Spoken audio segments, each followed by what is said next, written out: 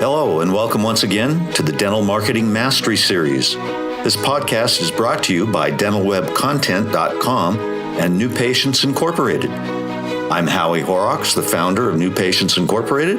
Along with me once again is my friend and partner and the president of New Patients Incorporated, Mark Dilatush.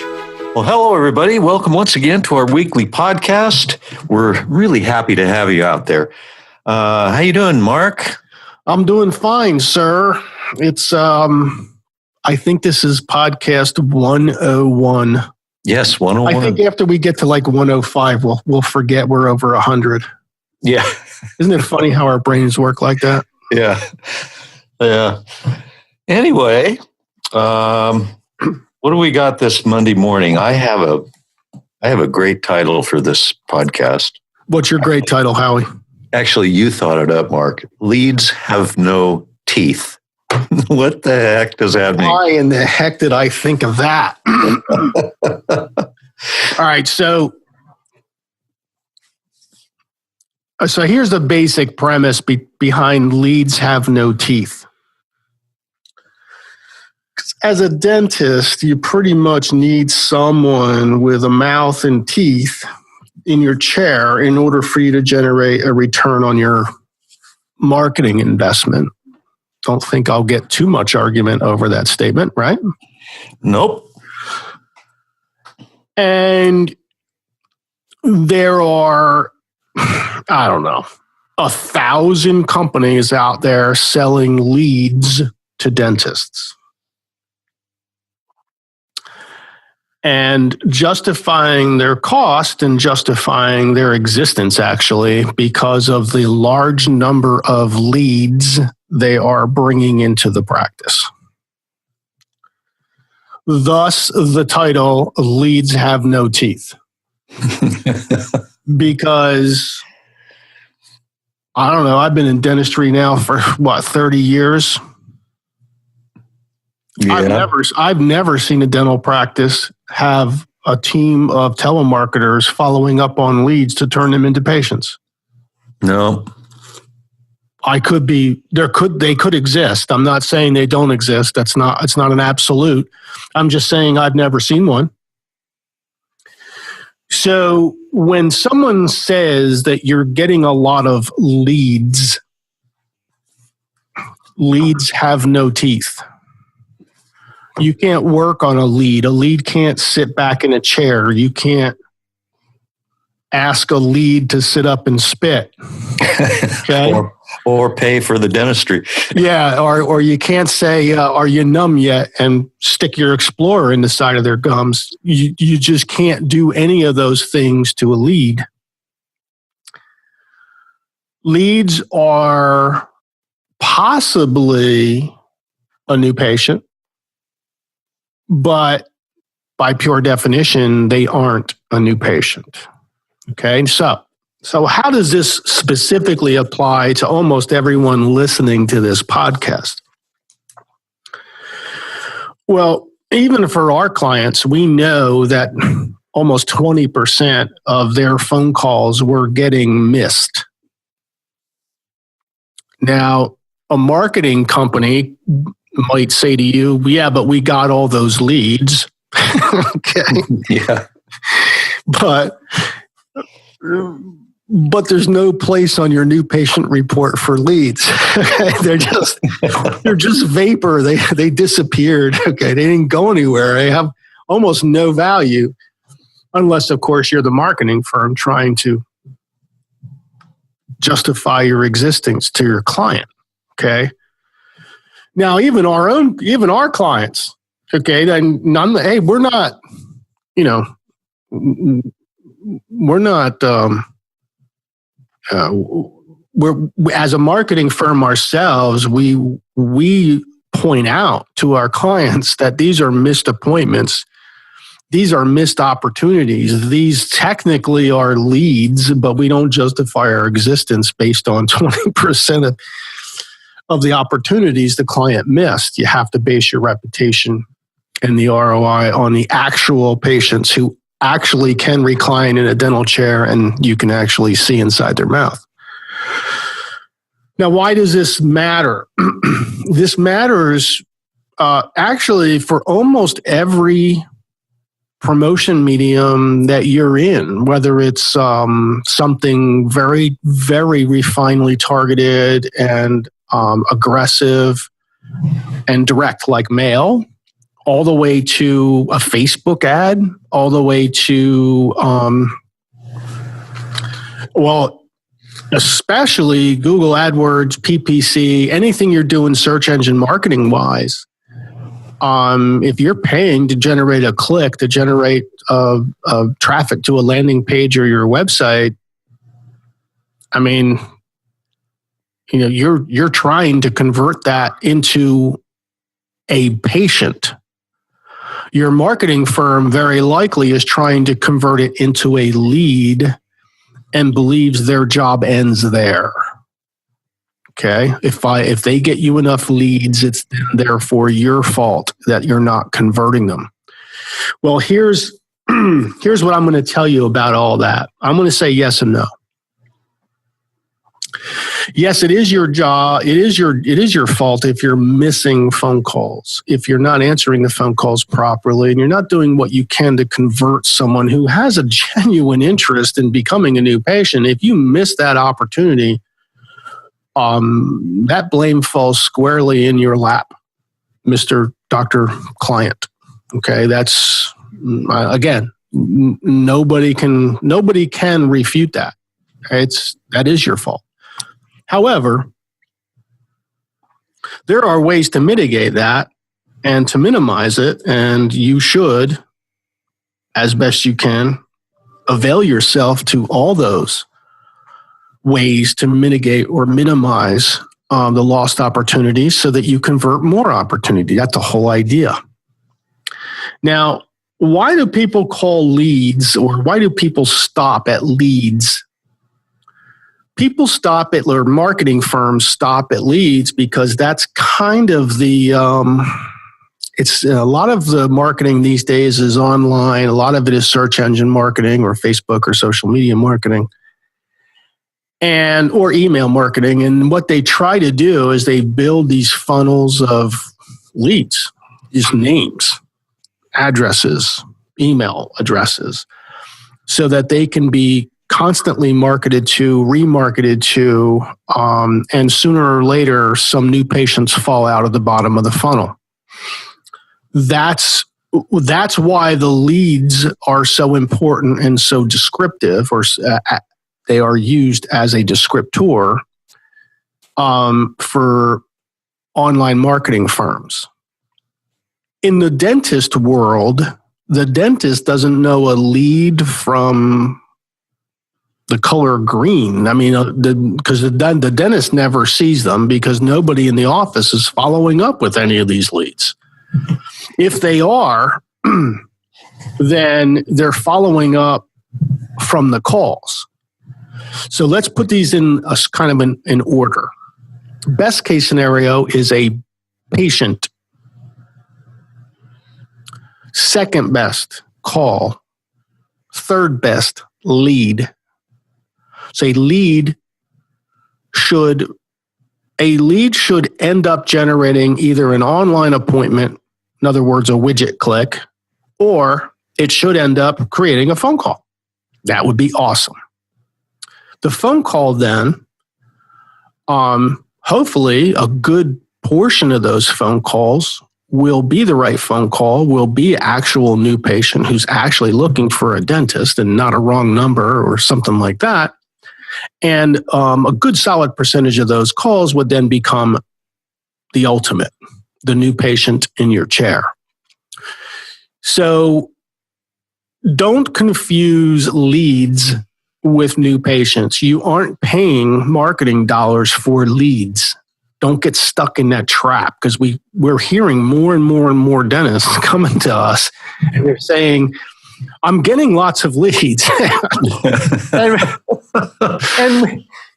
you know, we say, yeah, that's good, but what is it doing for you? And they honestly don't, and then they don't know. They don't know what it's doing for them or what it's not doing for them. Right. They're tired of getting blamed. So let's pick this back up when we come back from our break. We'll take a short break. Don't go away. We'll be right back. Hey, Mark, how would our audience find out about getting more good reviews? Well, first step is to understand it. There's minefields in the dental business right now. So let me give you the 4 keys. 1, has to be simple for your staff. They can actually call in sick and it'll still work. 2, it has to be ridiculously simple for your patients to leave Google reviews. 3, it has to be able to separate out the not so good reviews from the great reviews and only send the great reviewers over to your Google, Facebook, or Yelp. And 4, and this is probably the most important, only send reviews to platforms where your reviews cannot be taken away. If anybody has any questions about this, it's called NPI Crusader. You can just send Howie and I an email, or actually you can log on to newpatientsinc.com and you can schedule your very own appointment to see it in an online meeting that usually takes 15 to 20 minutes. So most people do it over a lunchtime. All right, we are back. We were talking about this whole scenario of creating a funnel, Mark, and leads have no teeth. and what good is a lead, and that sort of thing. So, well, no more prevalent or measurable. You can measure. It is prevalent. You can measure this. Let's say with an aggressive, properly targeted mail, whatever magazine, whatever kind of mail campaign, something offline, you can definitely measure this. But it's very measurable with online campaigns. Now, we happen to have a library of statistics on this, just like we do everything else. And we will tell you that with search engine marketing specifically, it's easy to see why a marketer would stop at lead, because they're constantly trying to drive the cost per click and cost per lead down. It's pretty obvious that their end is lead.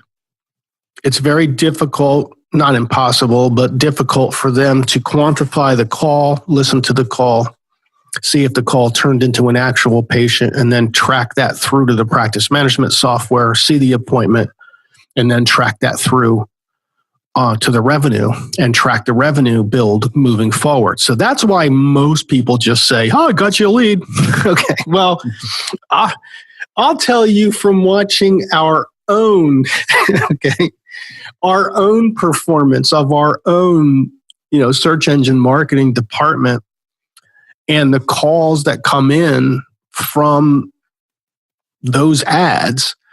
And I know at the beginning of these campaigns, before we start turning the sources off, I'd say easily 30, 40% of those calls are wrong numbers. Yes. Only we're not telling people that's good. We're not telling people that's a lead. Okay. It's not a lead. It's a call. Okay. It's a lead. It's a call, but it's a call from someone who doesn't go to you. They were looking for their dentist and they happen to hit your ad and they happen to choose your phone number and call you. And it was a mistake on their part. Cost you $8. Sorry about that. Okay. This happens all the time, but people call that a lead. Okay. It's not a lead. What that is a bad click, and it should be turned off. It should be turned off as soon as you accumulate whatever, three or four wrong number calls from the same ad source or click source or banner ad or remarketing, wherever it's coming from, should be recognized and turned off eventually on the fly by, we use an artificial intelligence platform. So after about 3 or 4 months, as soon as we have enough data, we put it up on that and the platform takes care of turning those off on its own. Yeah, it's automated, right? Yeah. But you don't tell your client that it's a lead. Right. It's kind of like, here's what it's like. You're at home, It's 7:00 at night. Dinner's just on the table. You're about ready to sit down with your family and have a nice meal. And a telemarketer calls your home, and you pick up the phone, and it's a telemarketer, and you hang up. Well, is that really a lead? No, it's not a lead. Okay. It's not anything. It's just an annoyance. All right. So when we say leads have no teeth, what we're saying to you is in the day-to-day business world of search engine marketing, especially, and somewhat in the day-to-day world of tracking results specifically for dental practices, a lead is not the end. A lead is actually the very beginning. And if you're going to hold your marketing firm accountable, don't hold them accountable for leads. Hold them accountable for high quality new patients sitting in the chair. That's pretty much why you engage that marketing firm to begin with.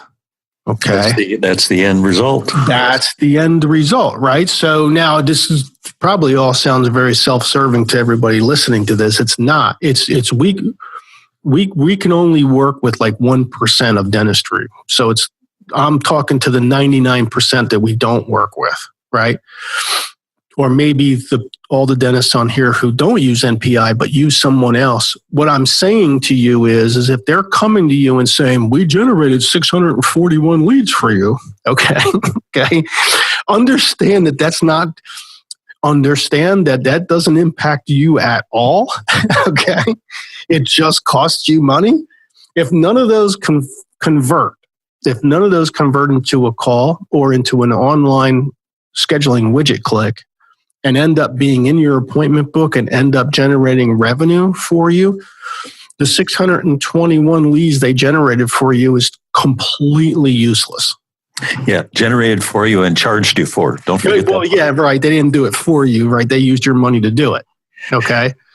So I'm not talking about our client. I'm talking about everybody else's clients, all the people that we can't work with, right? I'm talking to you.